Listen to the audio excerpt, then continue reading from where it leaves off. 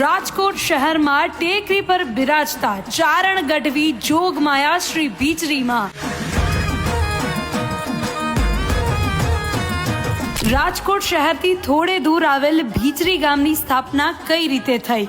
ચારણ ગઢવી જોગમાયા શ્રી ભીચરી માના પિતાનું નામ સોયાબાટી ચારણ અને માતાનું નામ માલુબાઈ હતું. તેમનું વાંજિયા મેળું ભાંગવા સંત ભોરિંગનાથના વચનને ખાतिर 7 જોગમાયાઓએ અવતાર લીધો. ભીચરી માના મંદિરે અનેક શ્રદ્ધાળુઓ આવે છે અને માના આશીર્વાદ લોકો પર અવિરત વરસતા રહે છે. લોકો અહીં ધોળા ડાઘ, કાળા ડાઘ, મસા, હરસ, ખસ, ખરજવું આવા અનેક રોગોથી લોકો પીડાતા હોય છે, પરંતુ ભીચરી માની માનતા જ આ દરેક રોગો દૂર થાય છે. અહીં લોકો મીઠાની માનતા માને છે.